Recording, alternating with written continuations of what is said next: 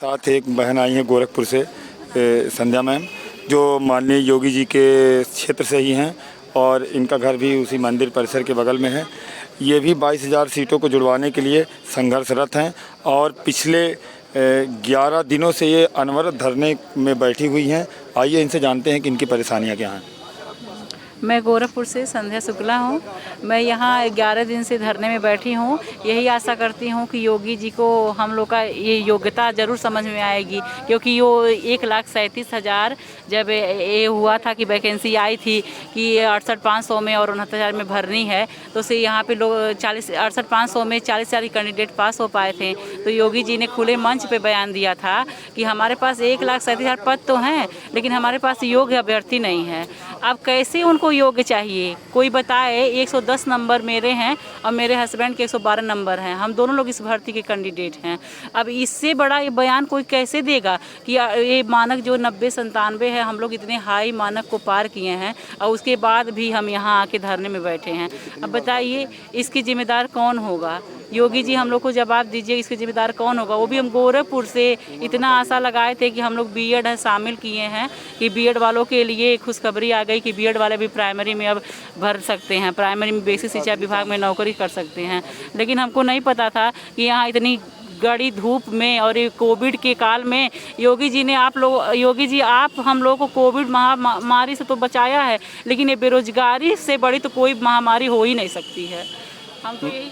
Madam, आपकी उम्र क्या हो गई है और ये क्या आपकी आखिरी भर्ती है? हाँ सर, ये हम 40 प्लस हैं। जब हम भरे थे इसमें तो हमारा ओवर मतलब ये था इसमें भरने के लिए, तो हम सोचे आखिरी मौका है। अपने घरेलू समस्याओं को देखते हुए भी घर में भी हम लोग के लिए शादी के बाद पूरा देखना रहता है। घर में भी बहुत मानसिक तनाव, सबसे अच्छे से व्यवहार भी नहीं बन पा रहा था पढ़ने लिखने में। लेकिन ये सोचे कि चलो इस वैकेंसी में लास्ट मौका हम लोग देख लेते हैं और हम लोग बेसिक पर्सन में जाके नौकरी करेंगे। लेकिन हमको नहीं पता था कि सब कुछ इतना त्याग करके और हम यहीं आकर के धरने में बैठेंगे, और दूर से वो भी गोरखपुर से आए हैं। इसका भी तो योगी जी को थोड़ा सा भी प्रभाव होना चाहिए कि हम लोग यहाँ इतना अनवरत धरना कर रहे हैं, कोई नहीं आया। सब लोग आश्वासन, 2 साल से बस आश्वासन बस आश्वासन। आखिर कब तक हम लोग सहें?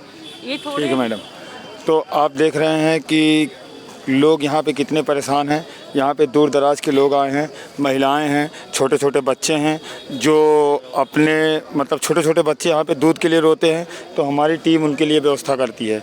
यहाँ पे एक बहन आई थी, अनामिका तिवारी नाम था उसका, और एक अंतिमा वर्मा थी, उसकी तबीयत ख़राब हो गई थी, तो हमारी टीम ने ले जाकर उनको हॉस्पिटल में भर्ती किया। यहाँ पे बहुत से ऐसे लड़के हैं जिनके पास खाने को नहीं है। चूँकि हम सभी लोग गरीब तबके से हैं, लेकिन मान लिया मेरे पास 100 हैं, उनके पास एक भी पैसा नहीं, तो हम उसी में से 2-2, 5-5 रुपये का प्रबंध करके उनके लिए खाने की व्यवस्था करते हैं।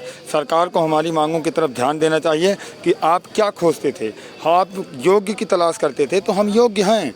आपके स्कूलों में जहाँ पिछली 68,500 भर्ती प्रक्रिया में जहाँ 60 और 67 अंक वाले टीचर बने बैठे हैं, और इस 69,000 भर्ती में 90 और 97 वाले टीचर बने बैठे हैं, वहीं पर हम 105, 110, 115, 118 अंक लाकर बाहर हैं। तो आप किस तरीके से योग्यों की भर्ती कर रहे हैं?